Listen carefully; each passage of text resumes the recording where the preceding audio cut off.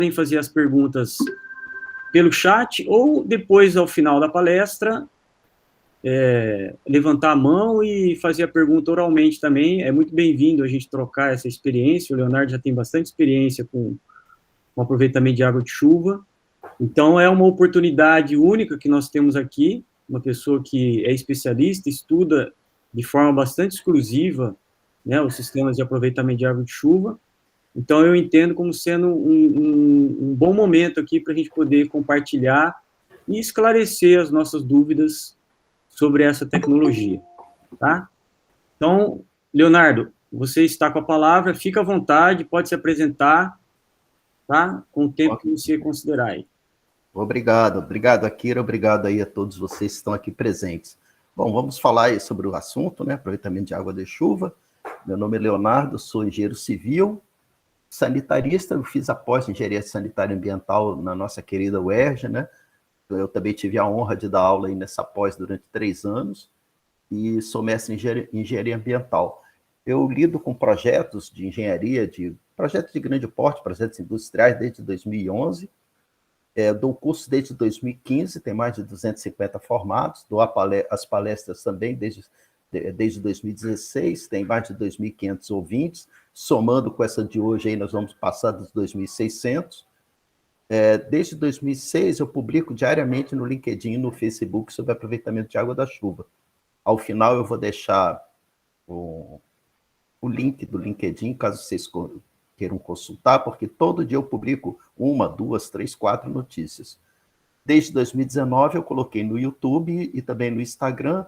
No YouTube, além de a gente poder ver a palestra de hoje, que o professor Akira vai nos fornecer o link, eu tenho vários pequenos vídeos de em torno de 2,5 minutos, com essas palestras em inglês e com essas palestras também com legenda em português, dividido em pedaços, mais ou menos o que vai ser apresentado hoje, com algumas pequenas variações, aí um pouquinho a mais, talvez.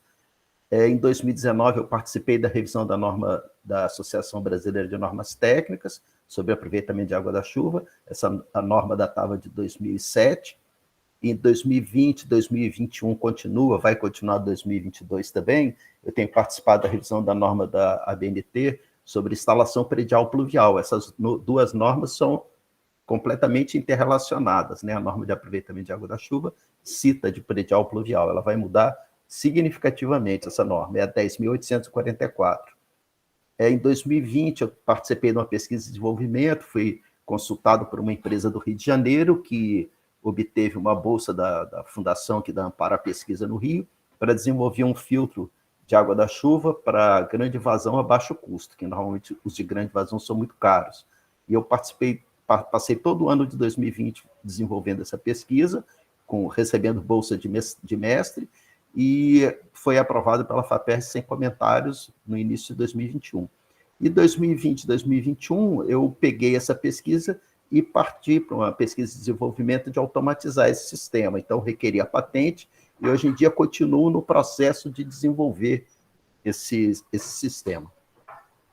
O objetivo da nossa palestra é difundir o aproveitamento de água da chuva, porque eu acredito firmemente de que ela é uma das melhores soluções para combatermos a escassez de água.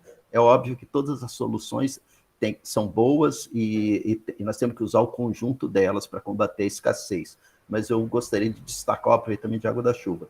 E o objetivo específico da nossa palestra de hoje é mostrar o cenário no qual o aproveitamento da água da chuva está inserido. As perguntas o professor já falou, né? Podem fazer no chat ou verbalmente ao final, e eu vou sugerir a vocês, ao longo da palestra, 4 prints de tela. Então, quem estiver assistindo no notebook ou computador, seria bom abrir um arquivo em Word para poder ir colando, porque nesses prints, porque tem um link de um vídeo, por exemplo, que eu sugiro que vocês assistam em casa. Então, é importante vocês terem para poder resgatar isso depois, ou então assistem no vídeo, né? E que vai ficar disponível, e aí lá vocês vão ver o link. No celular, basta dar print, que fica armazenado lá no celular. Por que aproveitar a água da chuva? Principalmente porque nós estamos em escassez de água, né? E o aproveitamento de água da chuva ele é uma das soluções técnicas para a escassez. Assim como eu vou dar aqui um exemplo, traçar um paralelo com resíduo, né? Nós que somos engenheiros, né? Vocês, nossos colegas de engenheiros civis, engenheiros ambientais, mestres em engenharia ambiental, nós tendemos a dar soluções técnicas para os problemas, né? Então, se nós estivermos falando de resíduo, eu fizer uma pergunta para vocês, que solução vocês vão dar para o resíduo? Vocês vão falar incineração, aterro sanitário, vão falar compostagem, separação da origem, e todas são soluções técnicas. O ideal seria que a gente produzisse menos resíduo, a gente tivesse educação ambiental para reduzir a produção de resíduo, né, e reutilizar e tal. A mesma coisa com a água da chuva. O ideal seria que nós fizéssemos o uso racional da água, que nós gastássemos menos água e que nós recuperássemos as bacias hidrográficas, nós fizéssemos a revegetação dessas bacias para que elas aumentassem a oferta de água, fazermos o uso racional da água para diminuir a demanda de água. Só que essas duas soluções, embora sejam muito boas, elas têm dois pequenos problemas, né? Um é que elas não são da nossa área de atuação, é outro tipo de profissional que trabalha com isso, e a outra é o tempo, né? Para botar essas duas ações em prática, vai levar gerações. E a escassez de água, nós vamos ver aqui logo a seguir, ela já está presente, né? Ela já está batendo a nossa porta. E tem aqui soluções que estão, essas em letras escuras, que são afetas à companhia de saneamento. Nós temos muita perda nas redes de distribuição de água, em média aqui no Brasil, vamos dizer 37%, 40%, 35%, é muita perda, ajudaria bastante se tivesse menos perda nas redes de abastecimento de água, e que as companhias de saneamento coletem e tratem os esgotos. Isso ainda é muito mal resolvido aqui no Brasil, e com isso contamina muitos corpos hídricos que poderiam, né? Eu estou falando corpos hídricos, quando eu falar é sempre rios, lagos, ou contaminar a água do subsolo, e aí esses mananciais se tornam imprestáveis para nos fornecerem água. E aqui, será que eu estou falando tanto de escassez? Nós estamos mesmo em escassez? Esse mapa à direita, ele é da ANA, né, Agência Nacional de Água, ele é de setembro de 2020, e ele mostra nessas cores aqui mais escuras, ele mostra a relação entre a demanda, o que a gente tira de água dos corpos hídricos, e a disponibilidade, o que esses corpos hídricos têm para nos dar. E essa relação entre demanda e disponibilidade, ela está muito crítica ou preocupante em toda essa área aqui. E esse mapa de setembro de 2020, ele ainda está muito generoso, porque ao final do ano, quando iniciar 2022, a Agência Nacional vai fazer o mapa de 2021 e ele vai estar numa situação bem mais trágica do que essa aqui, como esteve, por exemplo, em 2014 e 2015. O mapa tem essas cores de muito crítica e crítica, estão abrangendo praticamente todo o litoral brasileiro. E vocês podem notar que essa situação de criticidade, ela está associada à parte do Brasil que tem a maior densidade populacional. Então, os usos urbanos pesam muito, embora a gente saiba que o maior uso de água que é feito, né, tanto no Brasil quanto no mundo, é para uso agrícola, né, para agricultura e para pecuária. Mas essa região mais densamente habitada, industrializada, é a que está com os problemas mais iminentes de escassez de água. Bom, ok, mas aí a nível de Brasil, a nível de mundo. Mas como que eu aqui, ó, meu engenheiro favorito aqui de hidráulica, de saneamento, o síndico, o administrador de imóvel, o arquiteto, como que eu, o cidadão, também sou afetado? Primeiro que nós podemos ficar sem água, como eu mostrei lá naqueles slides anteriores, e vocês não precisam acreditar em mim nem no mapa da Agência Nacional de Águas. Eu faço uma sugestão a vocês. A qualquer dia do ano, de qualquer ano, a qualquer momento, vão lá no Google e escrevam escassez de água, falta de água, crise hídrica, desabastecimento, racionamento de água. Vocês vão encontrar vários lugares no Brasil e vários lugares no mundo nessa situação. Então, é uma evidência bem significativa, né, de que nós podemos ficar sem água. A segunda maneira como nós somos afetados é que a tarifa de água barra esgoto, né, porque o que você consome de água é multiplicado por 2 para efeito de cobrança da companhia de saneamento.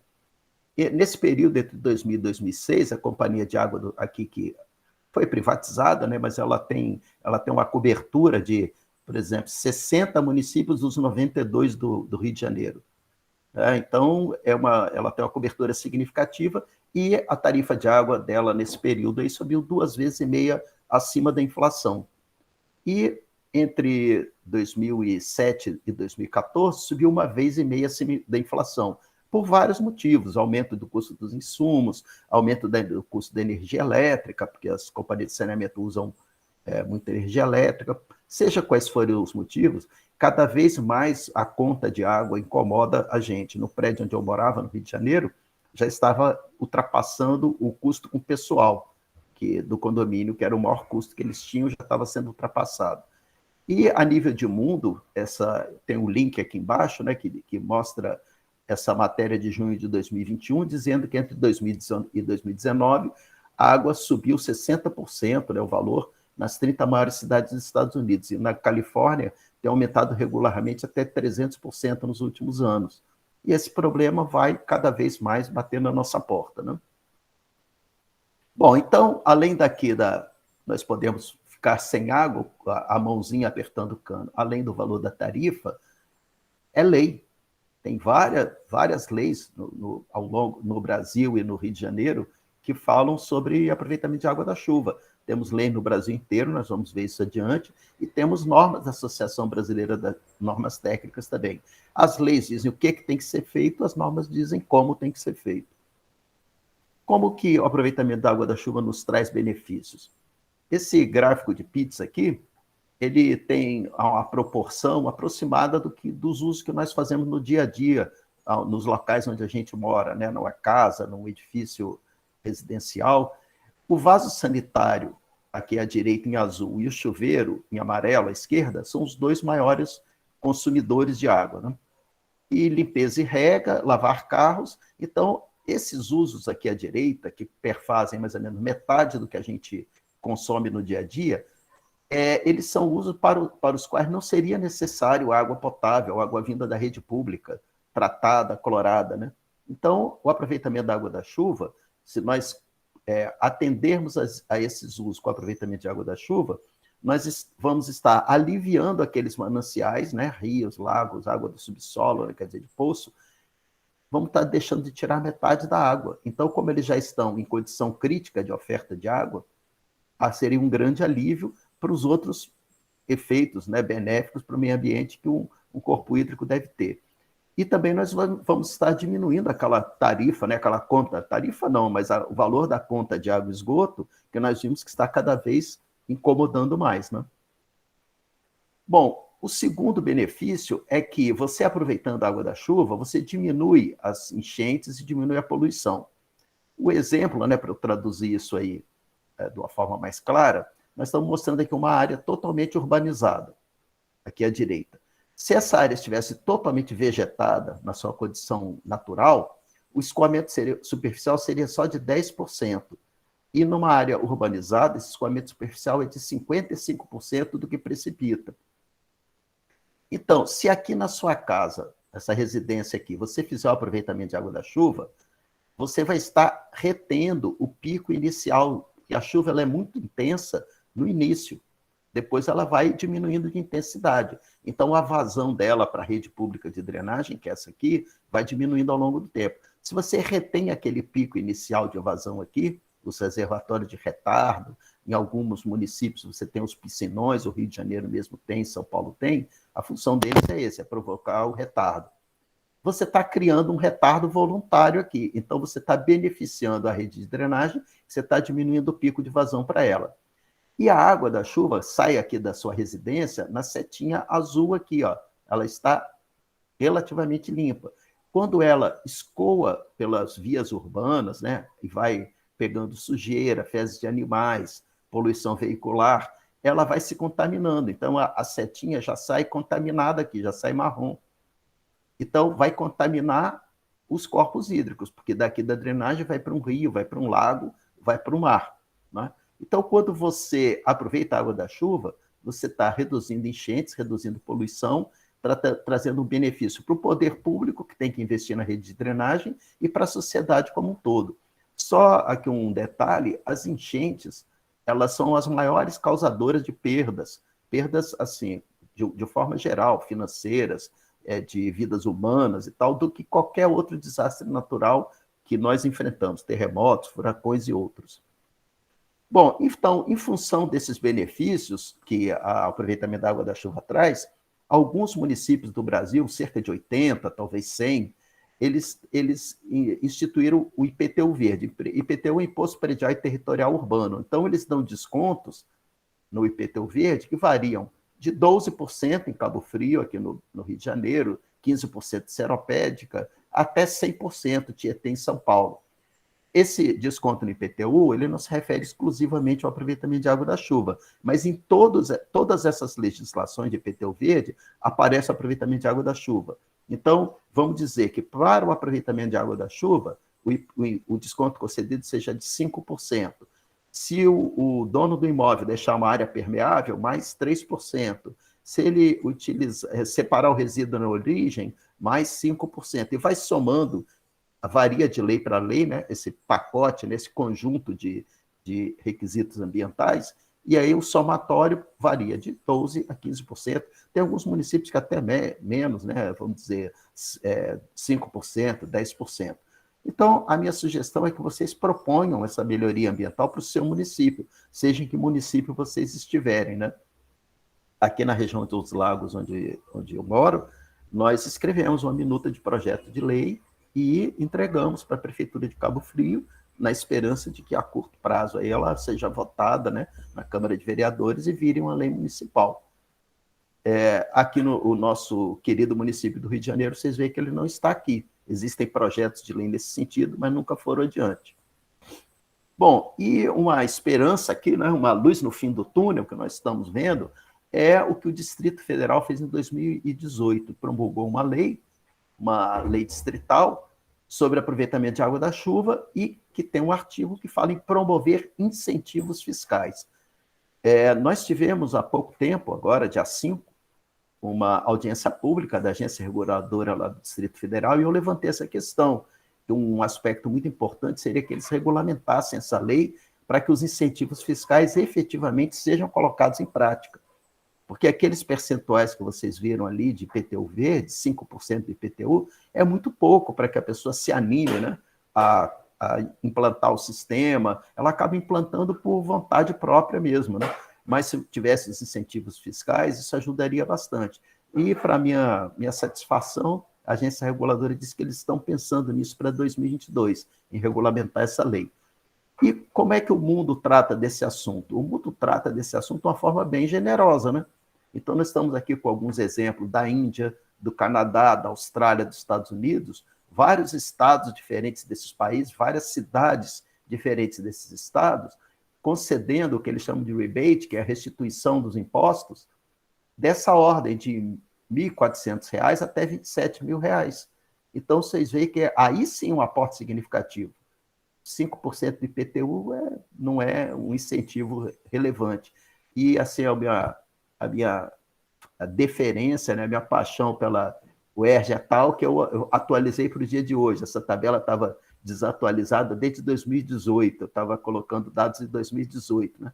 E, além desses países, a Alemanha também pratica isso, França também pratica isso, Japão também pratica isso. Então, eu até me propus a passar essa informação para o pessoal da DASA, né, a Agência Reguladora lá do Distrito Federal, para eles verem o que o mundo está praticando. E tem um artigo que diz que se o incentivo não for da ordem de 25% a 50% do valor do investimento, poucos imóveis residenciais vão se animar a fazer o aproveitamento de água da chuva. Acaba fazendo os imóveis de grande área de cobertura, grande área impermeabilizada, que são obrigados por lei a fazer isso. Eu espero que eles demandem isso, né? Quer dizer, eu fiz o comentário para eles regulamentarem a lei e disse, eu estou à disposição para prestar essas informações. Se eles derem o retorno que querem, eu vou enviar isso para eles. Vocês veem que são todos países evoluídos que fazem as contas. Eles sabem que eles estão abrindo mão de R$1 e vão ganhar R$5 no que eles vão deixar de ter que despoluir corpo hídrico, no que eles vão ter que investir a menos na rede pública de drenagem. Não são países que rasgam dinheiro, queimam dinheiro, né? Eles sabem o que estão fazendo.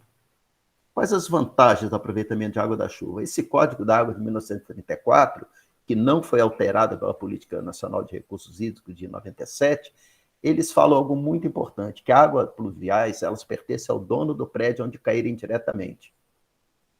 E isso parece trivial, mas não é. O INEA, vocês devem conhecer, o Instituto Estadual do Ambiente, é o órgão aqui do estado do Rio de Janeiro, que edita as diretrizes, as normas referentes a meio ambiente, que dá as licenças ambientais, e entre as atividades dele está ao conceder ou não outorga de direito de recurso hídrico. Isso vale para se você quiser captar água de superfície, de um rio, do lago, ou extrair água subterrânea, fazer um poço. Você não pode simplesmente chegar e fazer. Você tem que entrar lá no sistema do INEA com uma série de dados que são aqui, felizmente no Rio de Janeiro, são imputados online, mas são dados de engenharia que só vocês mesmos vão ter capacitação para fazer isso.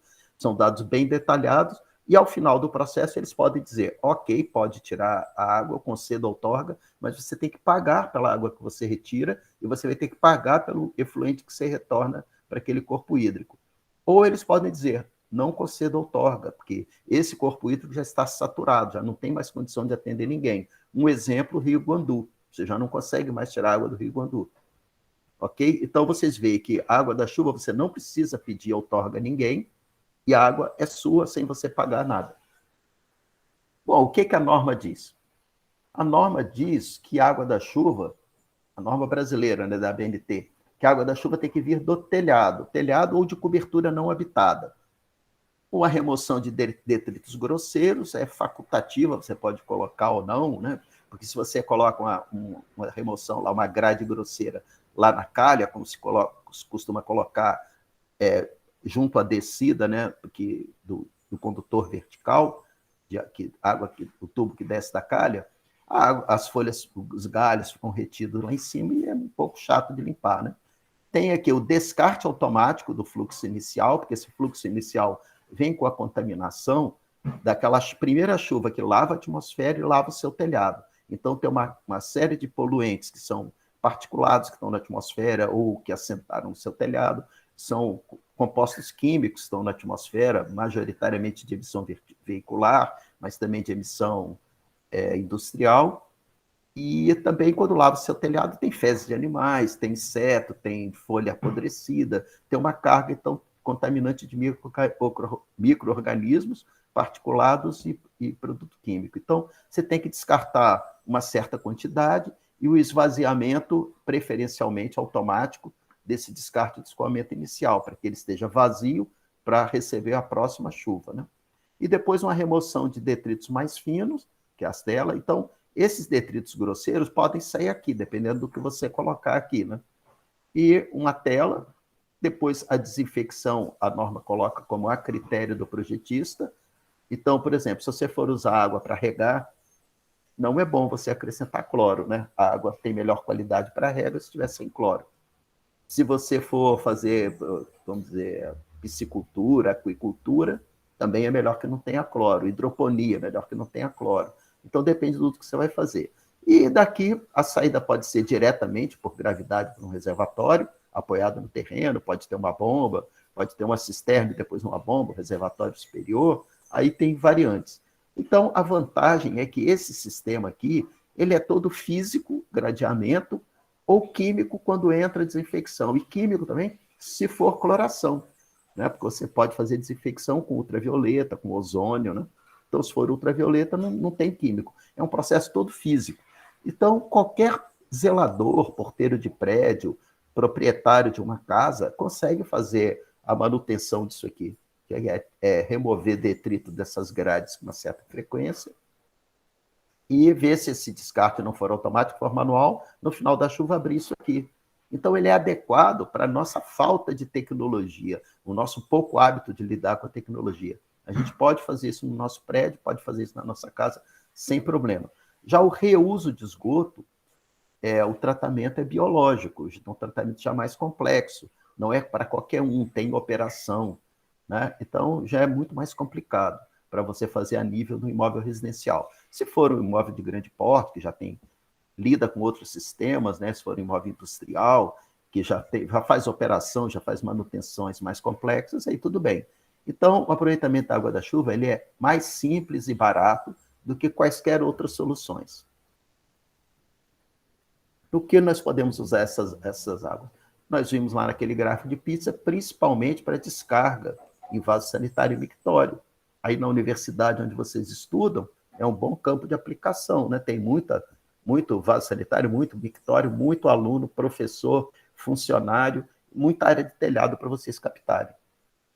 Lavar pisos, vidros, veículos, né? Eu acrescentei aqui em letra amarela monumentos e locais de evento, porque isso tem mais a ver com o poder público, né? Depois de cada feira, eles lavam lá o piso da feira, né? Lagos ornamentais, rega, né? Você regar jardim, como eu já disse, né? Não tem por que clorar essa água. Reserva de água para combate a incêndio. Nos edifícios residenciais, em geral, essa reserva fica lá estocada e não é utilizada. Mas em outros tipos de imóvel, que tem brigadistas, que tem treinamento periódico, que tem colocar bombas em funcionamento para que elas estejam de prontidão para uso, né? Tem o consumo da água e precisa haver uma reposição.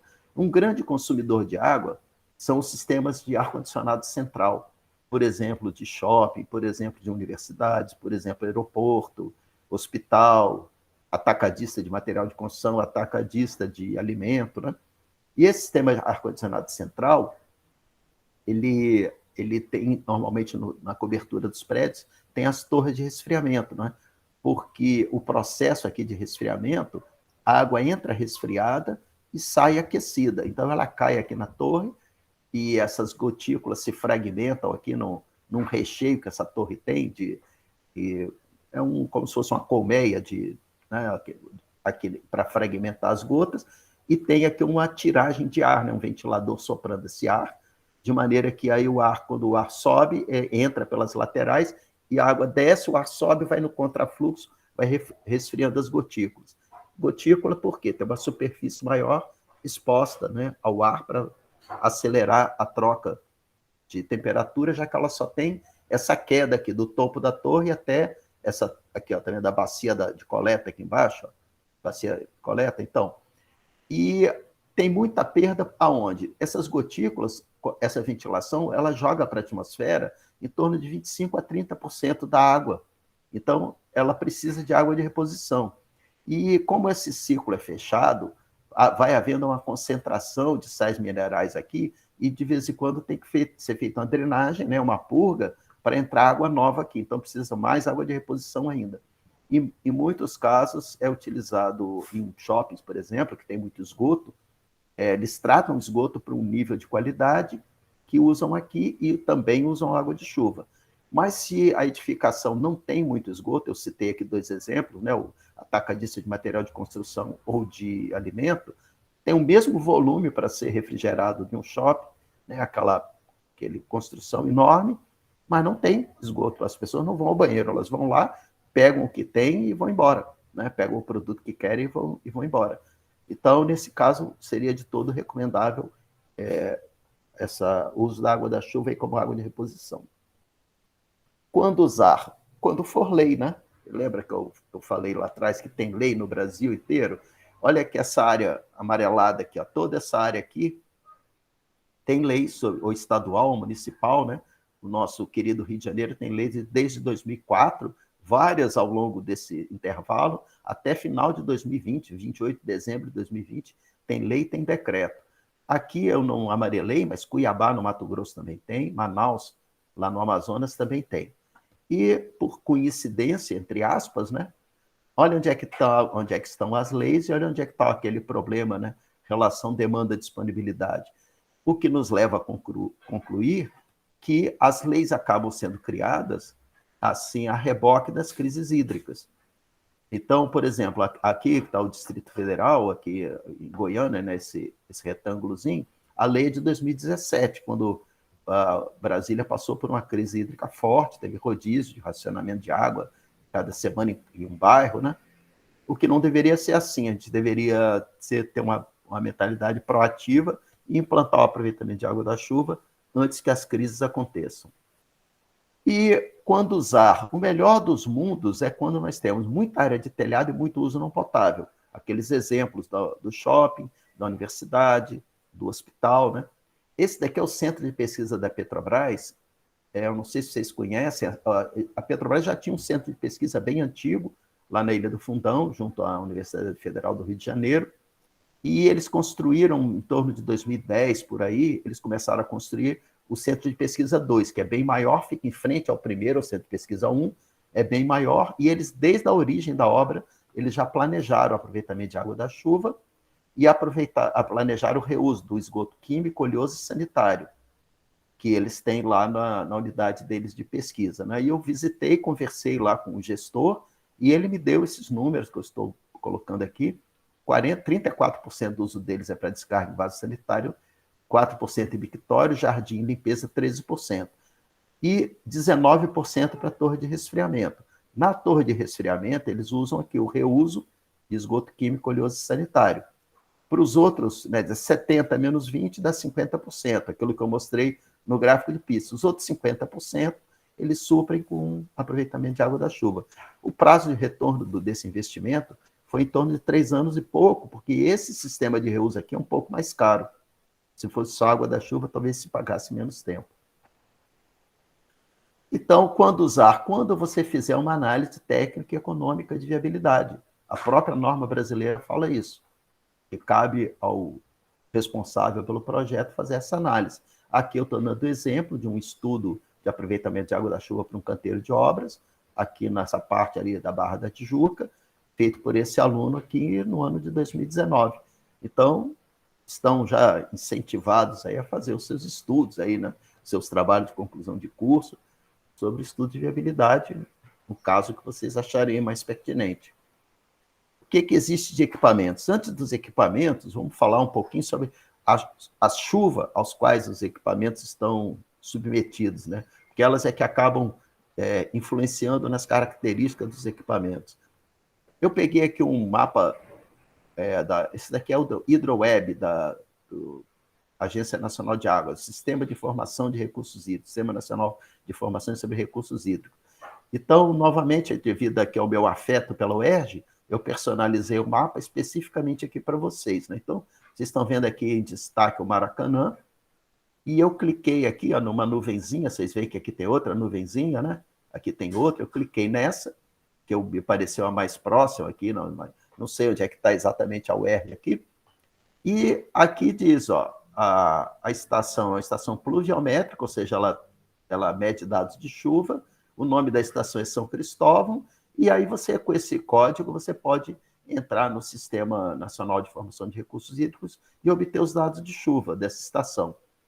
Os dados de chuva, gente, eles são muito importantes, porque qualquer projeto que vocês façam, vocês podem ter um software de cálculo, seja do que for, muito elaborado, muito bem construído, mas se o dado de entrada for ruim, o dado de saída vai ser ruim. O dado de saída não consegue ser melhor do que o dado de entrada, por mais perfeito que o software seja. Né? Então, se você vai construir um pote de cerâmica, ele não consegue ser melhor do que a argila que você originalmente usou para construir o pote. Né? Você pode fazer o cozimento, ele vai ficar mais rígido e tal, mas se você usar uma argila ruim, o resultado do pote vai ser ruim. Então, o que eu chamo de qualidade do dado de chuva? Primeiro, vocês veem que eu estou colocando uma estação pluviométrica próxima ao empreendimento. Né? Então, você tem que pegar estações representativas do seu empreendimento, que estejam próximas a ele. Não adianta vocês pegarem assim... Eu já vi gente falando, qual é a chuva do Rio de Janeiro? Falando em estado. Não pode, né? Aí até se você falar de município, se você quiser pegar uma única chuva de projeto para o município, também não se justifica, porque o município do Rio de Janeiro é muito grande e tem cerca de 200 estações pluviométricas, né? Então, se você tirar uma média delas, você vai estar errando muito.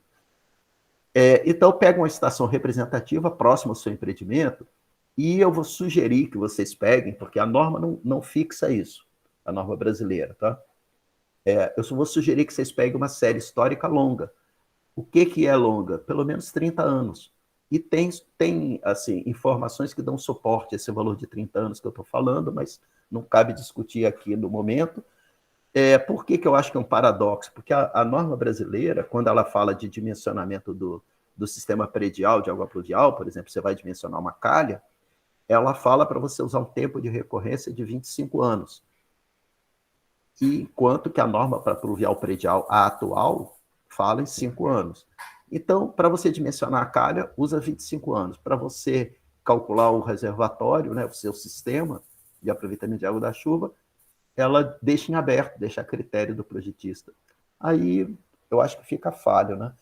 Na época que teve a revisão, eu sugeri, coloca 30 anos e diz, cabe ao projetista justificar utilizar um valor menor, uma série histórica menor, porque pode ter lugares, aí existem muitos lugares no Brasil que não vão ter séries de história como 30 anos, né? O nosso querido Rio de Janeiro é muito bem aquinhoado aí com informações de dados de chuva, felizmente a gente tem. Bom, e a norma diz que o volume aproveitável de água da chuva é um multiplicador da precipitação pela área de coleta, pelo coeficiente de escoamento da área de coleta e pelo rendimento. A precipitação, como eu te disse, é o único dado aqui que não é um dado matemático, né? A área de coleta se calcula matematicamente, o coeficiente tem a ver com o material com que essa cobertura é construída, a eficiência do sistema de captação, nós vamos falar sobre isso logo em seguida, e a precipitação, que é um dado estatístico. Então, é nesse aqui que você tem que se aprimorar bastante, que é nesse que pode estar a maior falha. Bom, eu vou repetir aqui, né? O sistema, a água vem do telhado, tem uma remoção de detrito grosseiro, sim ou não, descarte do escoamento inicial, um gradeamento secundário mais fino, e as perdas acontecem aqui, né? Então, isso daqui é que tem que ser bem engenheirado, tem que ter bons equipamentos, você tem que fazer um cálculo adequado e ver quais são os equipamentos que têm menos perda. Aqui eu estou mostrando um sisteminha típico, né? Aqui está um telhado, a calha, a saída da calha. Nesse exemplo aqui tem o gradeamento já aqui na saída da calha. Nesse outro exemplo aqui, o gradeamento está na metade, né, do tubo já da descida. Tem um gradeamento aqui saindo das folhas. Aqui tem um volume de descarte do escoamento inicial. Aqui tem um volume de descarte do escoamento inicial. E depois a chuva segue para o aproveitamento. Aqui vocês estão vendo que, além desse gradeamento grosseiro, tem um outro filtro aqui com aquela tela mais fina. E aqui, depois eu vou mostrar o link de um vídeo, vocês vão ver que a água entra, desce, como o sedimento fica aqui no fundo, ela tem dois desvios aqui, ó, duas curvas de 90 graus, e o fluxo sai aqui para cima. Gera uma perda de carga, ou seja, diminui a energia com que essa água entra, e o fluxo saindo para cima, ele não faz a ressuspensão desse material que já está sedimentado, nesse particulado fino. Isso daqui é uma boia, um flutuante, que o nível d'água no reservatório sobe e desce, e essa boia acompanha o nível. E tem uma telinha aqui embaixo, mais fina ainda do que esse filtro, e essa telinha capta abaixo da superfície. Porque além de ter o sedimento no fundo, tem uma parte que fica flutuante aqui, vamos dizer, pedacinhos de folha, pedacinhos de galho, asa de inseto. Então, como ela capta 15 centímetros abaixo da superfície, vai estar captando uma água de melhor qualidade. E aí tem extravasor e etc. Então, a respeito do descarte do escoamento inicial, eu estou sugerindo aqui já, essa aqui é a primeira sugestão de print, porque tem esse link do YouTube aqui, em que mostra lá um desvio que foi bolado pelo pessoal da Universidade Federal de Pernambuco para estabelecer um volume de descarte inicial para atender o que está na norma. Eles nem atendem o que está na norma. Vocês vão ver no vídeo que eles descartam 1 litro por metro quadrado de telhado, enquanto a norma fala, na falta de dados, de testes, você deve adotar 2 litros por metro quadrado. Só que lá na região do semiárido justifica descartar menos, por também motivos que teríamos que conversar em outra oportunidade. E vocês vão ver um vídeo em que esse conjunto de tubos aqui aparece, né? Quer dizer, a água vindo da calha numa cor mais escura, acumulando aqui, depois a água sobe, mais clarificada, ela vem aqui e vem para a cisterna, que acumula a água que esse pessoal dessa casa usa. E vocês veem aqui na extremidade uma válvula, o dono da casa tem que lembrar de, terminada a chuva, abrir essa válvula para esse volume que está acumulado nesses diversos tubos aqui ser descartado, e depois ele fecha a válvula e deixa o sistema vazio para receber o próximo descarte. Esse outro vídeo aqui é de um fabricante, então estou sugerindo o print, é um vídeo bem curtinho, não tem narração, é só o vídeo mesmo. Como o fabricante fabrica esses equipamentos, fabrica o filtro, fabrica o extravasor, fabrica a calabóia do flutuante, vocês vão ver que lá embaixo está aquele desvio do fluxo para cima, né? Ele não se importou em botar aqui o descarte do escoamento inicial, que deveria estar aqui, né? Porque lembra que eu falei que tem particulado muito fino, mas também tem micro-organismo, etc., que vão passar pelo filtro e vão para o aproveitamento.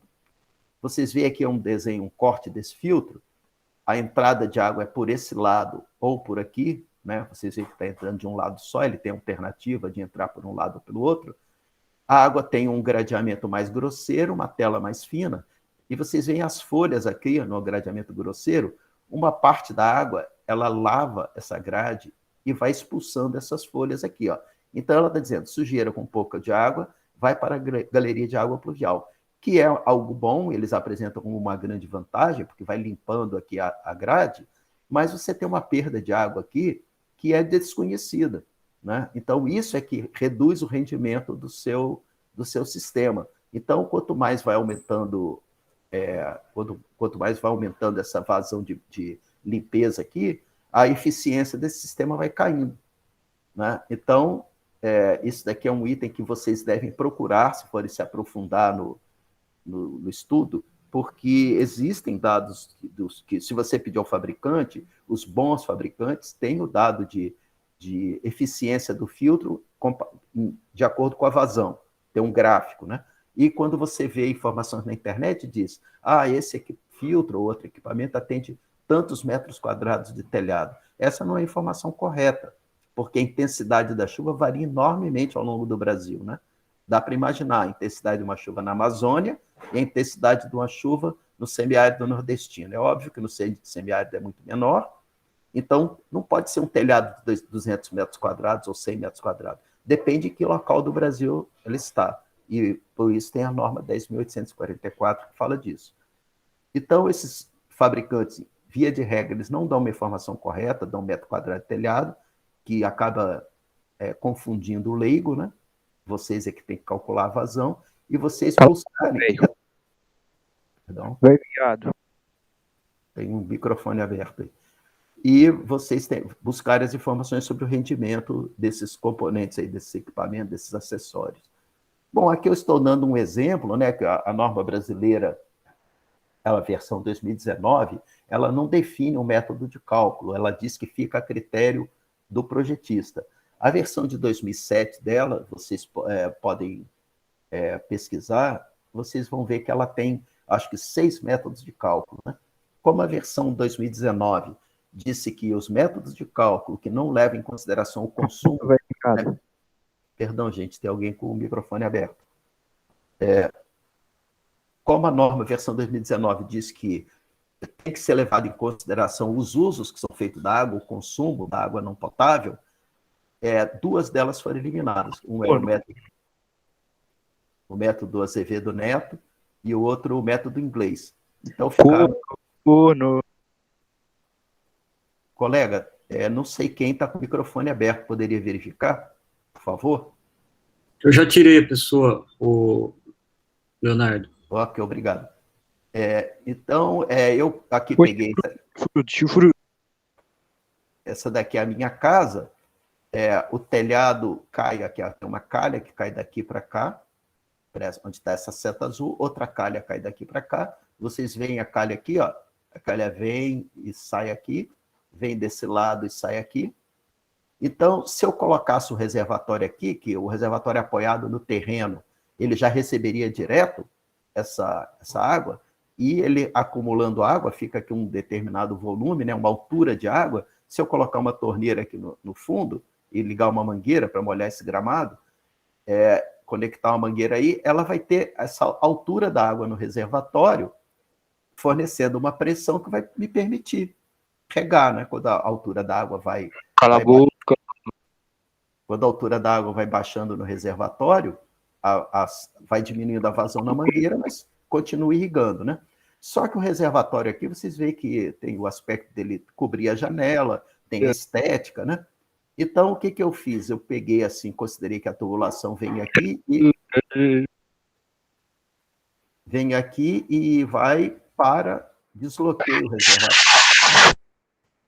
Desloquei o reservatório daqui para essa posição aqui.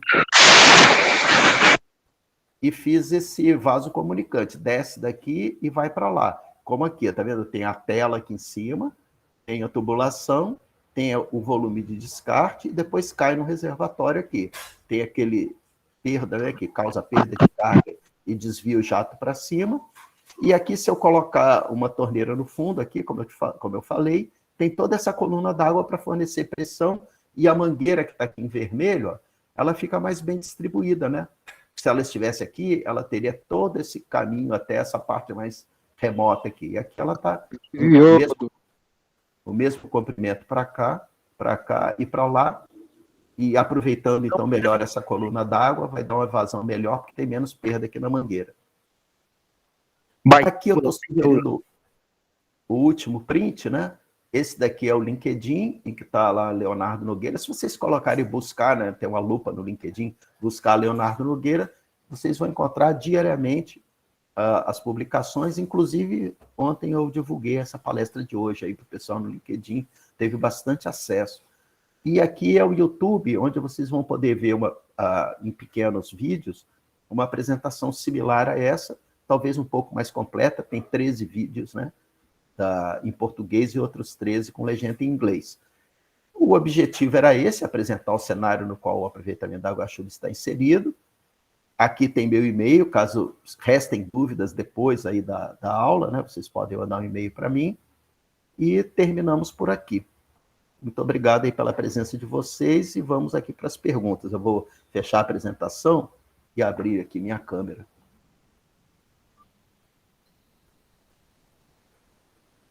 Tem gente com mão levantada e o professor tem a listinha dele aí de perguntas. Não, tem uma pessoa que está invadindo a sala. Sim. Professor, não é mais seguro a gente criar um outro link? Será que seria tão ruim assim? Não sei, eu estou tentando aqui até parece que acalmou. Parece que ele se acalmou. Não, esse trouxa está entrando toda hora. Está invadindo. Eu vou... Já eliminei aqui, fiz até uma denúncia, mas... Sei. Perdão aí, Leonardo, por essa questão. O problema de fazer convite em aberto acaba meio que tendo essa... É verdade. Essa questão, né? Eu não sabia, mas normalmente acontece isso em outras palestras, aí eu peço, né?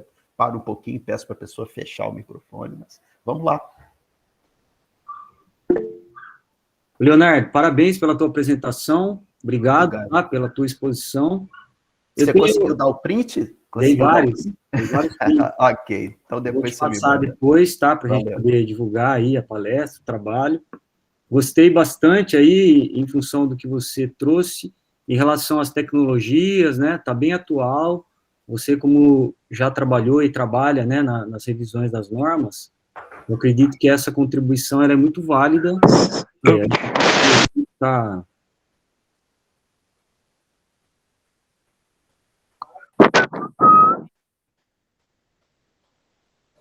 Ela entra e sai. Mas então vamos abrir então para perguntas para quem tiver aí alguma questão.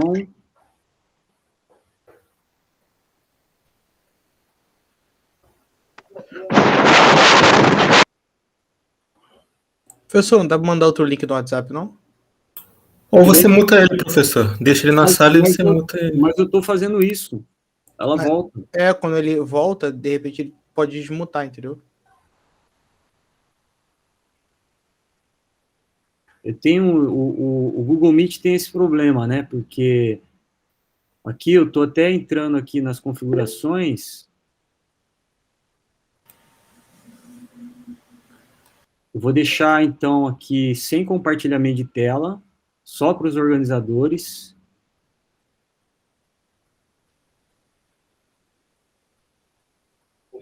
Vira homem, só vira homem. Professor, bota só para vocês falarem e colocar pergunta no chat. Abre o olho, japonês. E tenta habilitar só para quem quiser levantar a mão. Abre o Pois é. Eu acho melhor criar outro link mesmo. olho japonês. Deixa ele aí, a gente tenta ir perguntando para ver se ele... Deve ser um menininho, sei lá. E aí tenta Professor, acho que é rastrear melhor criar ele outro vai link, responder melhor. por isso, é. Um absurdo.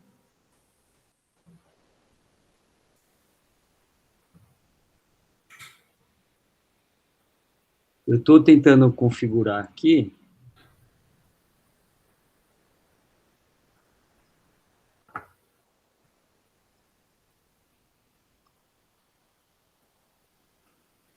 Vamos então abrir para as perguntas? Abre o olho japonês.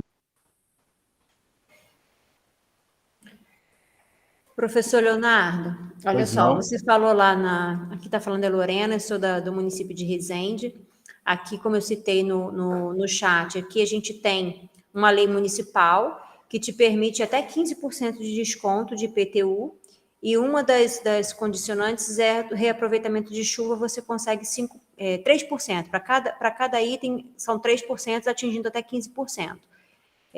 Um é de árvore plantada acima de 3 metros, o aproveitamento de chuva, energia solar, passeio público e também lata de lixo suspensa. Eu acho bem interessante que é uma forma de você incentivar as pessoas a tentar fazer esse tipo de... Eu concordo, Lorena, mas olha só, você deve ter sua casa lá em Lorena, né? Eu tenho a minha casa aqui onde eu moro. Então, meu IPTU, vamos dizer que seja R$400, R$500. 3% de R$500 dá o quê? pouco. Então, por isso é que tem que ter aquele incentivo fiscal que eu mostrei lá, entendeu? Porque se você for ver o quanto que você investe, para você, uma vez por ano, né, ter 3%, né, divide 500 dá R$5, dá R$15. Uma vez por ano alguém te dá, descontar R$15, não vai dar. Você vai gastar, sei lá, R$3.000, R$2.000 para implantar o sistema. Não justifica, então, né? Tem que ser aquele incentivo fiscal, como tem nos países desenvolvidos. Alguém tem que fazer as contas, né? A UERJ está habilitada a isso, né? E mostrar para as prefeituras de que o que elas vão economizar em limpeza, desobstrução de sistema de drenagem pluvial urbana, de ter que investir para ampliar a dimensão de tubo, porque a cidade está ficando impermeabilizada, não está dando vazão, as prefeituras sofrem processo porque tem dano material de veículo, de imóvel, tem os aborrecimentos com as pessoas. Então, tem que botar isso tudo na ponta do lápis e convencer o poder público, né, a respeito disso. Felizmente, já, como eu disse, já está surgindo lá em Brasília, e a gente vai usando essa como modelo. Isso é o trabalho de uma vida, quase, né? Mas a gente tem que persistir. Eu tive dúvidas, assim, três perguntas eu vou falar e depois pode ser que outras pessoas tenham a mesma e você explana. Abre o olho. Obrigado, Lorena. Vamos lá. Olha só, quando tem a cloração, que você falou lá no começo, essa utilização da água, ela pode ser para fins mais nobres ou não? Né? Não. A norma e as leis só falam de uso não potável. Né? Então, você não pode usar em lavatório, em chuveiro, para cozinhar, não pode. Os usos são aqueles que eu mostrei ali, que são os que estão na norma. Agora, a norma, ela faculta a você, engenheira, né, a você fazer outros usos que não aqueles que eu mostrei, que estão listados na norma.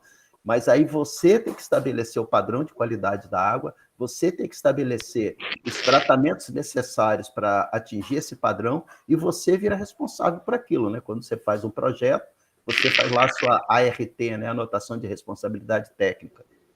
Você vai ser responsável pelo resultado. Como é uma coisa que lida com a saúde pública, né? Com a saúde das pessoas, você tem que, né, se garantir, né? Não é que não vale a pena, vale, mas você tem que tratar o assunto com bastante carinho, né? Tá. E aquele particulado que você falou do reservatório, queria saber o particulado do reservatório. Ele tem uma periodicidade de limpeza, porque ele acumula no fundo, não? Tanto do particulado do reservatório, quanto do filtro também, que você vai para a drenagem, né? Tem uma periodicidade? Tenho, gostei da pergunta, porque levantou a bola para mim. Eu vou explicar por quê. A periodicidade é estabelecida pela norma. Então, vamos dizer que ela diga que tem que limpar o reservatório e o filtro semestralmente ou trimestralmente, tá? Acontece que a limpeza está associada ao grau de poluição da atmosfera naquele período. Cala a Então, eu vou boca, dar alguns Mariana. exemplos.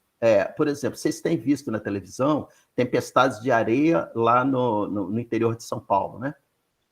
Aí aquela tempestade de areia vai acrescentar uma quantidade de particulado muito grande fora do normal. Então, talvez a limpeza não deva ser semestral, tem que ser mensal, por exemplo. Ou então, se for praga de inseto, ou então, se for pólen, né? Ou então, se tiver queimada em canavial, ou de vegetação, ou incêndio florestal na redondeza. Então, você teria que limpar com muito mais frequência. E, ao contrário, se chover em vários dias seguidos, você pode limpar com uma frequência muito menor. Então, o sistema de descarte proposto, que normalmente é utilizado, em que você calcula um determinado volume de descarte, então, por exemplo, para um telhado de 100 metros quadrados, você descartar 200 litros, ele acaba se mostrando inadequado.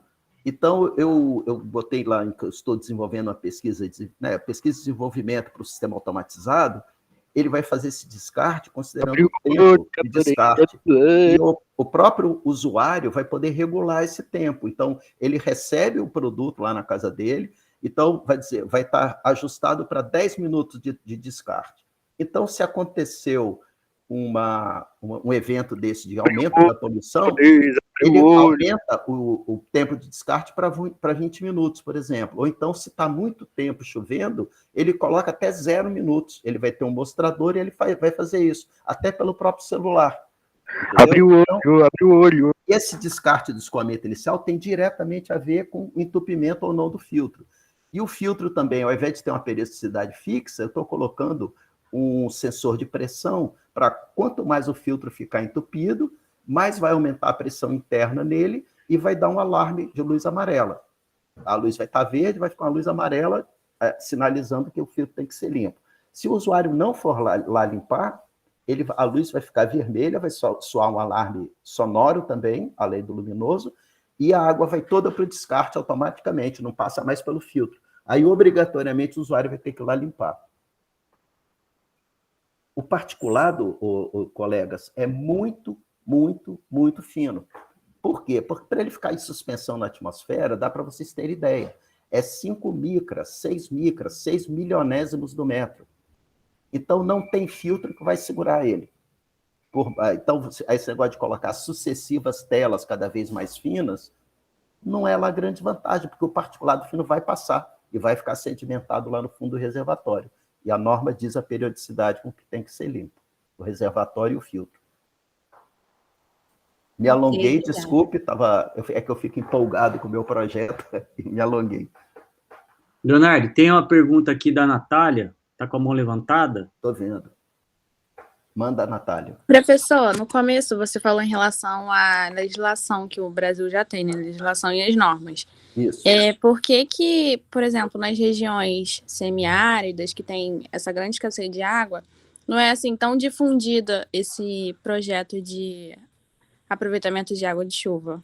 Seria assim, por causa dos governos ou por falta de informação mesmo para a população? Não, Natália, é muito difundido. O Brasil tem um projeto do Ministério das Cidades chamado Projeto 1 Milhão de Cisternas.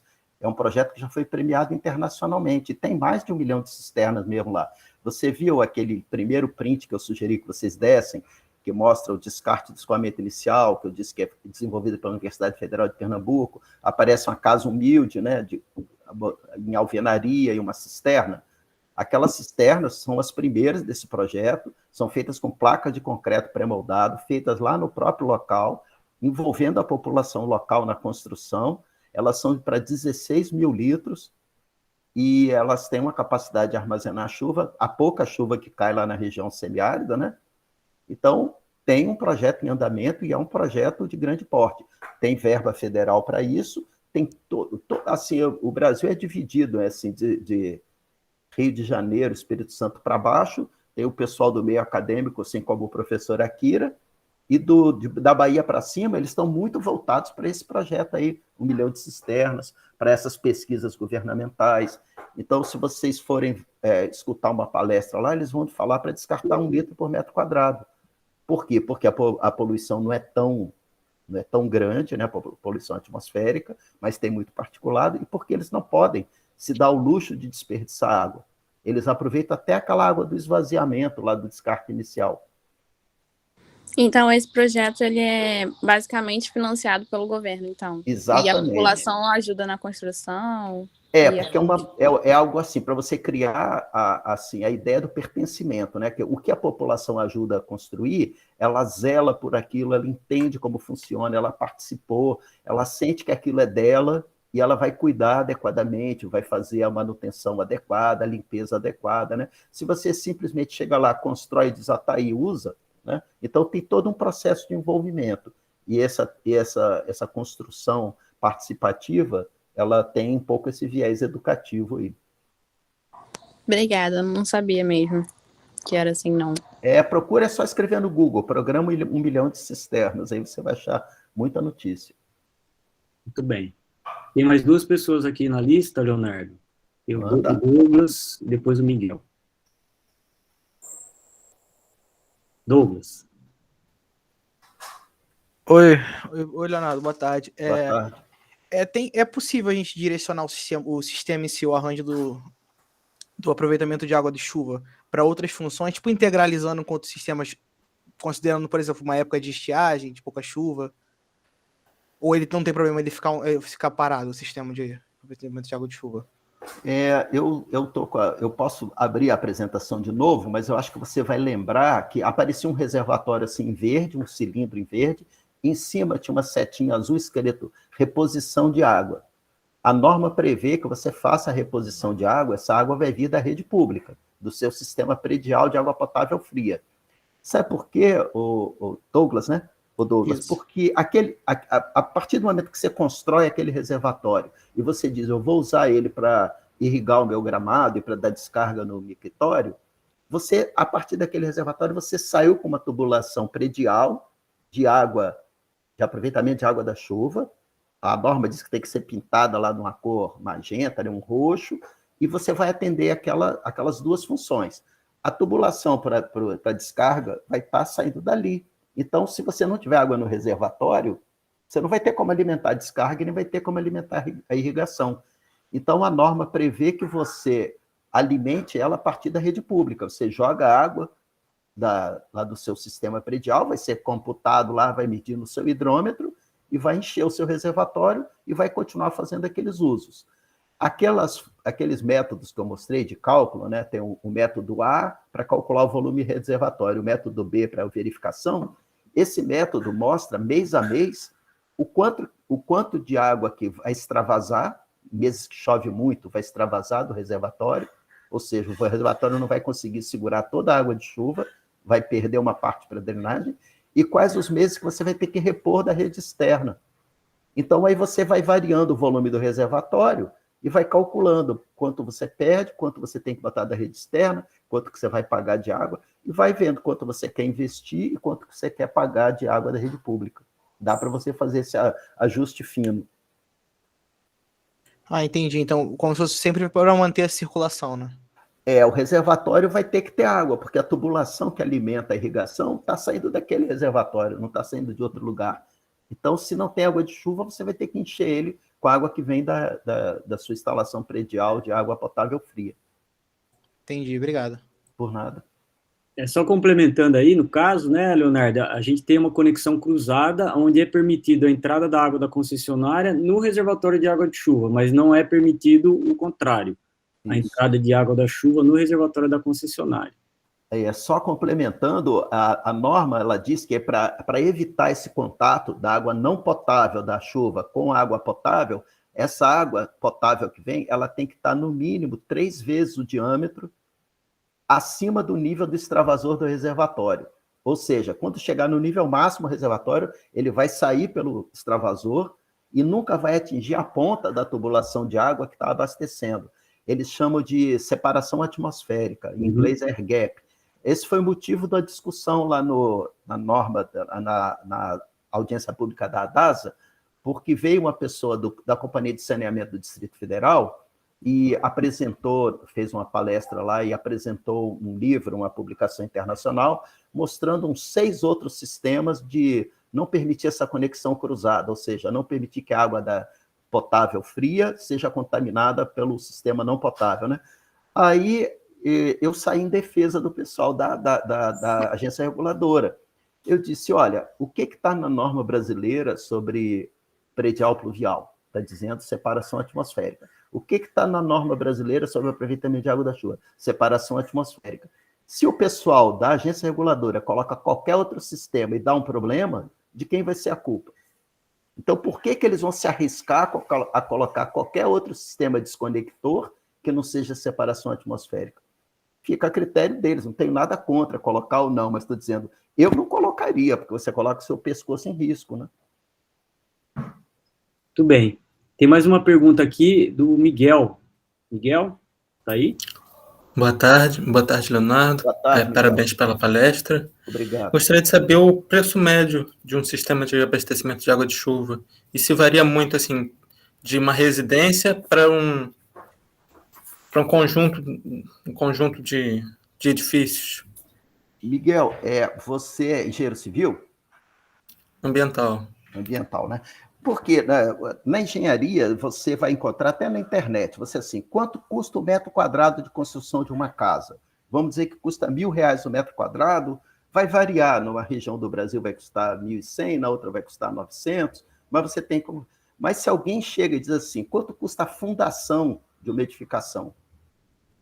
Aí você já não vai ter como informar, porque o solo varia muito ao longo do Brasil inteiro, né? Então, um solo vai ser extremamente frágil, talvez você tenha que estaquear, vai custar muito caro. Outro solo é extremamente resistente, é rochoso, então talvez você possa apoiar ali direto. O outro você vai ter que fazer sapata. Eu estou querendo traçar um paralelo, o solo varia muito ao longo do país, a chuva varia muito ao longo do país. Então, o custo varia muito ao longo do país.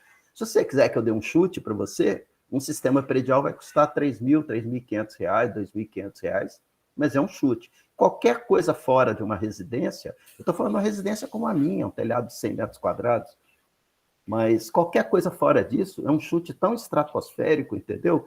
Que você não sei se você lembra que tem um slide que diz lá, o estudo de viabilidade técnica e econômica, um aluno fez para um canteiro de obra na Barra da Tijuca, tem que fazer. Então, qualquer coisa disso é um chute muito grande, assim como seria você dizer quanto custa a fundação de uma edificação sem ter feito sondagem, sem ter calculado, feito pelo menos um pré-dimensionamento, né? Então, se desculpa, eu não tenho esse número assim. Essa questão aí, ô Miguel, depende muito das características do sistema, né? Em função da área de captação do telhado e também do volume de armazenamento. O maior custo que se tem de um sistema de aproveitamento de água de chuva é o custo do reservatório. O reservatório ele chega a custar em torno de 50%, às vezes 60% e até 70% do valor total do sistema como um todo, né? Inclusive, há de ter necessidade, se no local onde vai ser implantado o sistema, você tem calha. Se você não tiver calha, o teu custo já vai ser outro, né? Você vai ter que projetar a captação da água da calha, projetar o condutor vertical, mais os filtros, né, como o Leonardo apresentou, até chegar no reservatório, que normalmente ele fica numa cota inferior à cota do telhado, para depois você bombear para um outro reservatório e depois, de fato, você fazer a distribuição, né? Então, varia muito em função do volume de água que você vai querer armazenar em atendimento às condições da precipitação, da chuva, e da demanda que você tem na tua propriedade, né? Perfeito. Eu gostaria de acrescentar um elemento, né? Quando você tem um empreendimento também, tem tanto o descarte do escoamento inicial quanto o próprio reservatório, eles ocupam um espaço e tem um peso que nem sempre estão disponíveis, né? Você não tem espaço para colocar, às vezes, e o peso, de repente, o seu empreendimento não suporta aquele peso adicional, né? Então, tudo isso tem que ser considerado. E tudo isso influi no custo. A Thaís levantou a mão agora. Quer falar, Thaís? Sim, que eu atuo como voluntária num projeto de extensão para a comunidade. e a gente desenvolve um sistema, né? Esses sistemas que a gente de captação de água da chuva, mas que coloca em... Ai, meu Deus, como posso dizer? Aqueles... Não é um reservatório, não é reservatório, né? Azul, que a gente pegou, colocou, adaptou um filtro, tudo mais. Queria saber se o senhor tem alguma sugestão de algo econômico para que possamos dimensionar, né, sistemas assim para comunidades carentes, tendo em vista, porque o projeto que eu participo atua no Jardim Gramacho, né, no antigo lixão. Então, já ouvi lá falar não tem bastante, árvore, né? não tem nada, então é bem difícil, não tem sistema de água, falta muito, só caminhão-pipa, tudo mais. Então, eu queria saber o que o senhor sugere para esse tipo de Thaís, primeiro eu comunidade. queria dar os parabéns, né, por você estar com esse trabalho aí de dar apoio a essa comunidade. Segundo, que eu creio, que eu tenho contato com a FRJ, lá tem uma empresa júnior, cujo nome eu esqueci agora, e eles trabalharam com isso, eles ajudaram a fazer o dimensionamento desses sistemas. Então, eu sugeriria que você entrasse em contato com esse pessoal da empresa júnior, tá? Mas, além disso, tem um pessoal lá de Rondônia que me procurou, eles estão fazendo a mesma coisa para uma comunidade no Lixão de Rondônia, fica junto ao Lixão, só que é muito menor do que Jardim Gramacho, e eles recorreram ao pessoal da Universidade Federal de Rondônia, que também pré-dimensionou um sistema, é muito parecido o descarte escoamento inicial com aquele que eu mostrei ali do Universidade Federal de Pernambuco.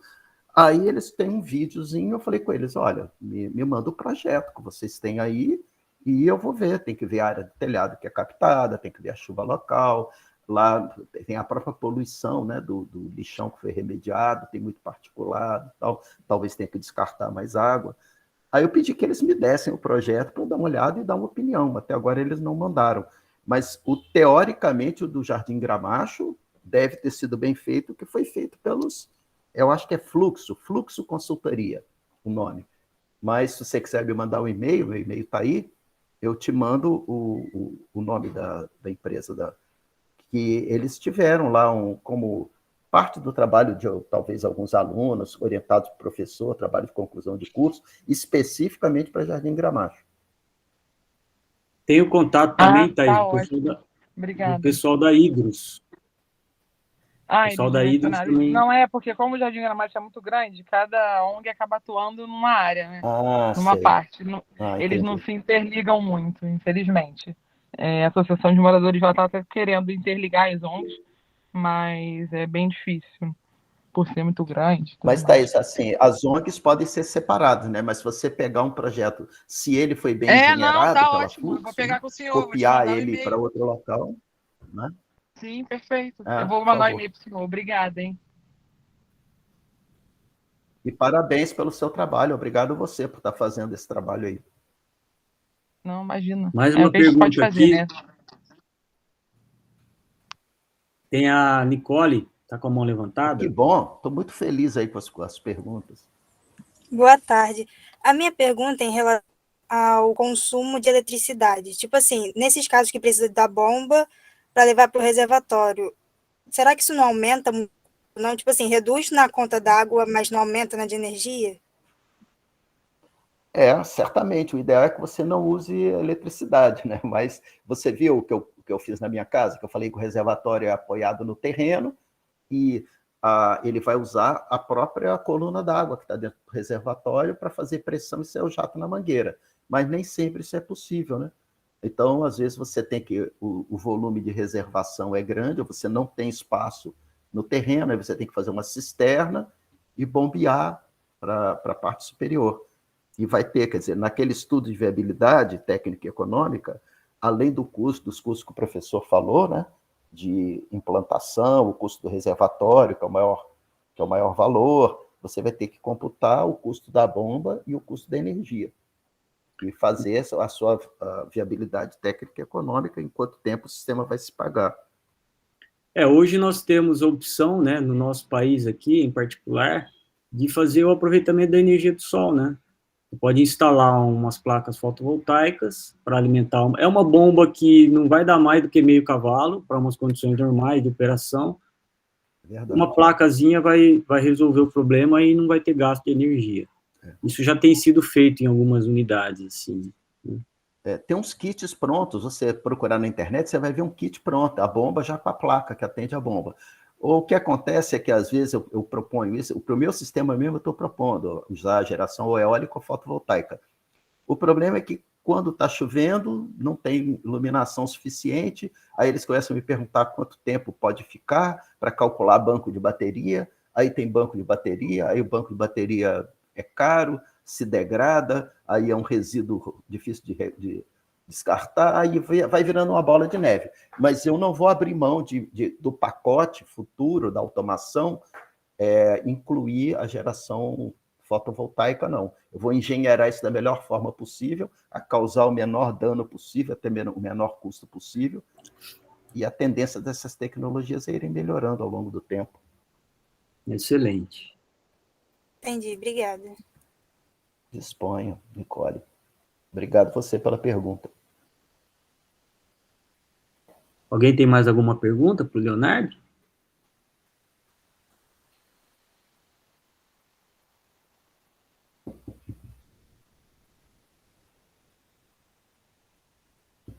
Não? Não. Leonardo, eu tenho só uma consideração aí, até depois a gente pode discutir com calma, com relação a esse filtro que você desenvolveu e está em fase de análise. Eu gostaria de saber se você já tem alguns resultados da qualidade da água antes e depois. A qualidade da água não tenho, não. Eu vou precisar fazer. O primeiro que eu desenvolvi, ele foi no âmbito da FAPERJ, né? Uhum. E ele era para dar grande vazão a baixo custo. Eu testei ele hidraulicamente no laboratório da SEDAI. A SEDAI fez uma enorme gentileza de ceder a instalação do laboratório para montar todo um equipamento lá dentro, né, de teste, é onde eles fazem a aferição dos hidrômetros. Então, é um laboratório certificado, credenciado internacionalmente, eles aferem os hidrômetros que estão nas nossas casas. Então, é uma medição de precisão. Então, eu fiz todos os testes de vazão lá, tive que montar e desmontar num fim de semana o equipamento, né, para não atrapalhar tanto eles, e fiz testes de vazão. Mas, para esse atual, eu quero fazer testes de qualidade também. Então, eu estou entrando em outros editais para poder comprar equipamentos para isso, para poder fazer testes de vazão e fazer testes aí, até o laboratório de vocês aí vai ser... É isso que eu ia te sugerir.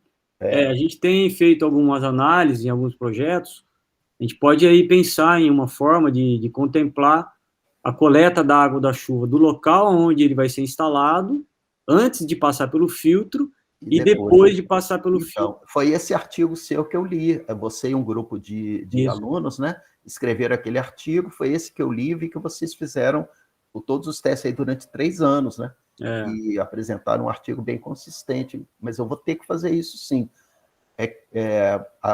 Em algum momento eu tenho que incluir isso no pacote, esses custos, né, de incluir no pacote de... Não, análise, se a gente pode combinar, a gente pode ver de fazer lá no laboratório. Ok. Né? A gente vê aí, a gente tem os projetos dos alunos de iniciação, de mestrado, e depois a gente vê como é que a gente pode publicar, né, em função dos resultados.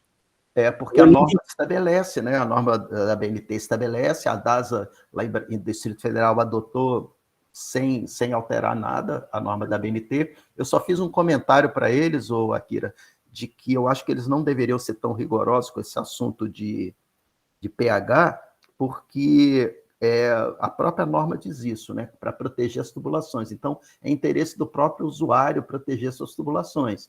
E as tubulações e os acessórios, a maioria deles é totalmente resistente a pH, o ácido básico, né? Então, que eles pelo menos liberassem o próprio usuário para fazer análise ele mesmo, porque você compra um kitzinho e é fácil fazer análise de pH, né? Porque lá eles estão exigindo que seja feito num laboratório credenciado, e é um laboratório credenciado, licenciado pela órgão ambiental e tal, começa a ficar caro fazer análise, né? Então, aí eu coloquei essa observação para eles, não sei se eles vão acatar, mas é muito bem-vinda aí a sua generosa sugestão. A gente está aberto aí para poder fazer essa parceria. Agora, esse resultado de pH é muito interessante, porque nesse trabalho que tem sido feito lá nos nossos projetos, depois que a água chega e bate no telhado, né, precipita sobre o telhado, passa pela calha, vai para o condutor vertical, passa por esse filtro aí de separação inicial, e depois vai para o reservatório, a gente coletou a amostra antes de chegar no telhado, a água que veio do first flush e a água do reservatório, que está mais ajusante do sistema, depois de um tempo, a água ela se alcaliniza. Ela Naturalmente. neutraliza, né? Neutraliza aquela acidez que vem da atmosfera, né? Então, é uma condição que, assim, para efeito de uso dessa água, né, em condições não potáveis, ela atende o pH, que está, se não me engano, está entre 6,8, 6,9. 6,9, 6,9. Então, ela fica perfeitamente dentro das condições aí da NBR, né? Eu fiz essa sugestão para a DASA, Akira, porque esse assunto análise, ele acaba inviabilizando para quem é pessoa física como nós, instalar na nossa casa, no nosso prédio, entendeu? A norma versão 2007, ela tinha uma quantidade de parâmetros enorme. Então, eu tive uma das alunas, em 2016, ela era dona de um laboratório. Aí eu pedi para ela fazer um cálculo, embora seja algumas análises trimestrais, outras semestrais, eu botei em base mensal. E dava-se, tipo, na época, R$ 1.500 por mês, só de análise. Sim. Então, isso acaba matando o sistema, a não ser que seja para um shopping, para um aeroporto, entendeu? Então, por isso, então, se eu puder tirar pelo menos o pH para o usuário fazer, além do mais, não precisa, eu concordo com você, nem precisaria, né? Mas, e ainda mais que é interesse dele, que a tubulação não seja corroída ou que não fique com incrustação. E não vai ser, porque é PVC, né? Então, não faz muito sentido. Muito bem. Ô, Valéria, você que me mandou o e-mail, não foi? Valéria está aqui? Eu recebi aqui, eu vi, achei bastante interessante. Enquanto você estava na tua palestra, ô Leonardo, teve algumas discussões aqui no chat, e aí a Valéria, acho que foi a Valéria, né? Deixa eu resgatar aqui. Oi, que mora em... Você me ouve?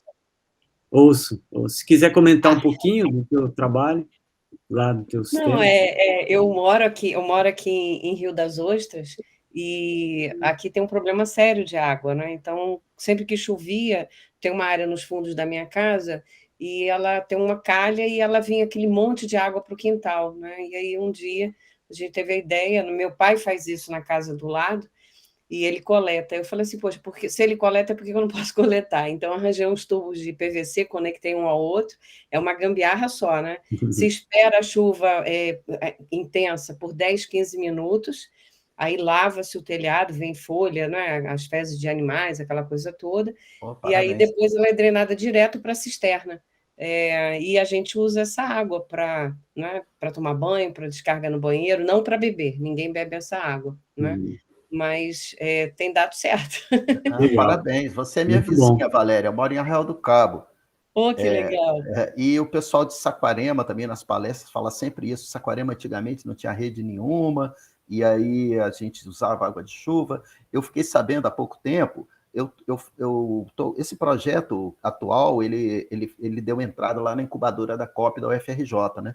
E eu e um outro rapaz lá de uma outra empresa, nos pediram ajuda para dar um apoio para um pessoal jovem da Universidade Federal Fluminense que estava querendo criar um filtro para tratar água de poço da região de Maricá, que também não é muito longe daqui. E eles me falaram que mais de 40% de Maricá não tem abastecimento por rede pública, né? Tanto que nessa privatização da SEDAI, eles estão priorizando estender a malha de abastecimento para Maricá, e que a água de subsolo é ruim, né? Aqui onde eu moro também, eu visitei aqui os distritos, é caótico, os poços são todos contaminados, e eles não têm outra água. Né? É muito triste, né? Essa desigualdade então, que tá tem. De parabéns aí pela sua iniciativa, né? Eu fiquei rindo quando eu vi o seu filtro, né, o sistema todo. O meu pai, quando ele instalou o dele, sai direto da calha, ele botou uma peneira, essas grandes que a gente tem na cozinha. Ótimo, é isso mesmo. E aí ela segurava os sólidos. E, gente, não tem tu, vai tu mesmo, né? A gente tem que ser criativo. Tem umas peneirinhas ótimas. Na entrada do reservatório, Valéria, esse reservatório é apoiado no terreno, se o tubo vem da calha, você pode ter um orifício no topo do reservatório, maior do que o tubo, e botar a peneira ali. Isso. Aí você sobe numa escadinha, se ele for muito alto, e tira a peneira. E tem peneiras dessa de aço inox finíssimas, que você compra aí para usos diversos, aí domésticos, né, de culinária e tal, finíssima, de excelente qualidade, aço inox, coloca ali. Tem uns que são específicos para dar uma boa vedação, né? e não vai deixar passar mosquito, nem ovo de mosquito passa, com a peneira bem fininha. E é fácil você limpar, né? Está ali exposto ao tempo. Isso. Na do meu pai dá para fazer esse arranjo, com certeza. Porque aquelas que você viu na figurinha, que estão no nível, assim, você vê um tubo descendo e tem uma peneirinha intermediária. Você vê muito na internet, a pessoa pega tubo de PVC e improvisa uma daquela. Se você vê uma daquela funcionando, a folha bate ali e a água ela tem uma propriedade que é a tensão superficial, né? Então, naquela telinha inclinada, forma um filme de água. A água que vem, bate e escorre. Então, escorre mais água para fora do que passa para o reservatório. Quando começa a acumular detrito, mais água. Então, lembra aquele assunto que eu falei da eficiência? Essa peneirinha inclinada, que parece uma boa solução, a própria água que vem, lava as folhas para fora, não é bem assim. Dá uma perda de água enorme. Se você olhar um vídeo de uma delas funcionando, é uma baita pingadeira aquilo ali. Né? Então, essa no topo do reservatório, aí, uma coisa assim, não vai acontecer isso. Elas, inclusive, são côncavas, né? São assim, semicirculares, semisféricas, né? Elas, inclusive, facilitam a penetração da água. E uma coisa boa, além da captação em si, né? Porque você vai utilizar para um fim que é preciso, né, para casa, que você não alaga a região do entorno do quintal, né? Então, eu falei isso, né? Você está trazendo um benefício para a sociedade e para o poder público. Você não está aumentando a inundação na região, você está diminuindo o custo que o poder público tem de investir em rede de drenagem e desobstrução das drenagens existentes, você está favorecendo a natureza, você está provocando alagamento, você também está afogando plantas, você está, quando inunda, você está incentivando a proliferação de vetor, né? Rato, mosquito. Então, só traz benefício. Então, você tem que ser mais beneficiada, ter mais retorno do que simplesmente aquela IPTU verde, né? Mas Rio das Ostras, eu acho que tem lei sobre obrigando o aproveitamento de água da chuva. Eu não sei. Eu estou aqui há pouco tempo.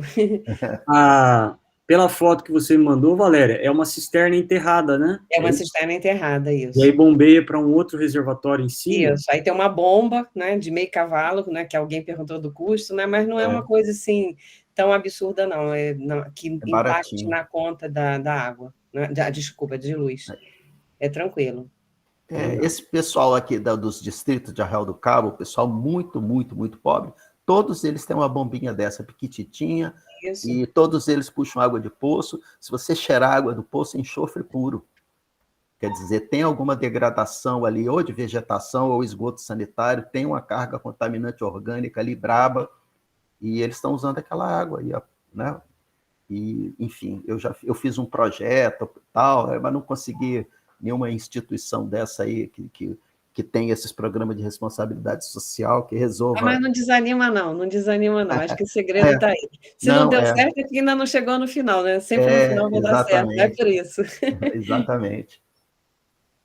Então, o objetivo é esse, incentivar o aproveitamento de água da chuva. Era o primeiro objetivo da palestra. Muito bom. Excelente. Tem mais alguma pergunta, alguém? Estamos chegando no final aqui, já estamos quase 6 horas, 15 para 6. Última chance. Akira, muito obrigadíssimo aí pela oportunidade, viu? Eu que te agradeço, Leonardo. Professor, você vai disponibilizar o PowerPoint, a apresentação? A apresentação vai estar gravada no tá. YouTube, né? Eu vou depois disponibilizar, apesar de a gente ter tido essa invasão aí indesejada, né?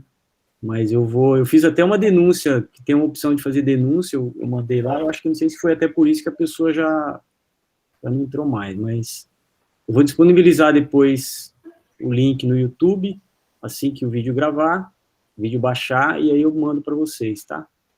E também eu coloquei no último slide, eu coloquei o link para o meu YouTube, que tem essas palestras assim, picotadas em 13 outros vídeos, se você quiser assistir de outra maneira também, né? Um pouquinho diferente dessa que foi apresentada aqui. Tá ótimo. Obrigada e parabéns aí pelo trabalho.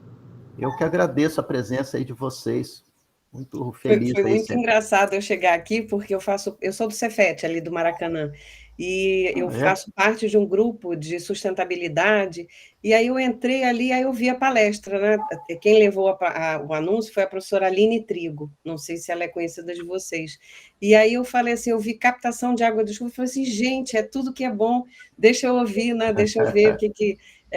Então, assim, foi um prazer, né, estar aqui e saber da iniciativa, né? Eu acho que a gente não deve desanimar. Como eu falei, o que eu faço é né, eu chamo de gambiarra master, mas funciona. Eu acho que a gente também, às vezes, deixa de fazer as coisas porque você fica esperando o ótimo, né? E eu nunca vou ter o ótimo. Então, o bom, né, tá ótimo também. Legal. Está cumprindo a função, né? Como que você ficou sabendo, Valéria? Foi Foi uma professora chamada Aline Trigo que colocou dentro desse grupo de sustentabilidade que eu faço parte. No WhatsApp? No WhatsApp, exatamente. Eu vou até perguntar a ela, né, Aline, como é que você soube? Como ela fez engenharia química, eu acho que talvez ela faça parte de algum grupo, não sei, é uma hipótese, né? Mas foi muito bom. Que bom que aconteceu isso. Eu estive perto do Cefet, Valéria, no SESI, que tem um SESI ali perto do Maracanã também, Isso. e eles estão com uma unidade novinha para cursos técnicos na área de construção civil, e eles têm um sistema de aproveitamento de água da chuva lá, eu troquei uma ideia com eles, é magnífico, os laboratórios que eles têm lá são magníficos. Nós temos lá no Maracanã um sistema de captação de água e pelo menos já tem um piloto e vai ter um próximo, né? Então tem lá a questão é bem parecido com o que você mostrou, e é bem interessante, né? Também evita aquele alagamento que tinha ali naquela área, né? Porque o telhado é grande, então ali sempre inundava, e ali é uma área de inundação, né? Perto do Rio Maracanã. Eu divulguei no grupo de WhatsApp da Associação Brasileira de Engenharia Sanitária, Núcleo Rio de Janeiro. Pode ser que a Aline tenha visto lá. Divulguei no LinkedIn. No LinkedIn eu devo ter uns quase 2.000 contatos, então pode ser que seja de lá. Aí, não sei. Muito bem, então, gente. Alguém quer falar mais alguma coisa? Novamente agradecer a vocês a oportunidade de estar aí falando mais uma vez sobre a água da chuva, difundir o assunto, esperar que quanto mais gente virar multiplicador, melhor. Muito bem, mais uma vez, muito obrigado, Leonardo, aí, pela tua disposição, pelo tempo, pela tua experiência em relação a esse assunto, e que a gente possa, né, divulgar cada vez mais esse tema e trazer esse conhecimento aí para a população de uma forma geral, né? Muito bom. Obrigado, gente, para vocês que estiveram até aqui, presentes, aos alunos da disciplina, Valéria, a Lorena também entrou, eu não sei se a Lorena, eu acho que não é da turma. Ela está aí? Não sei se ela quer falar um pouquinho.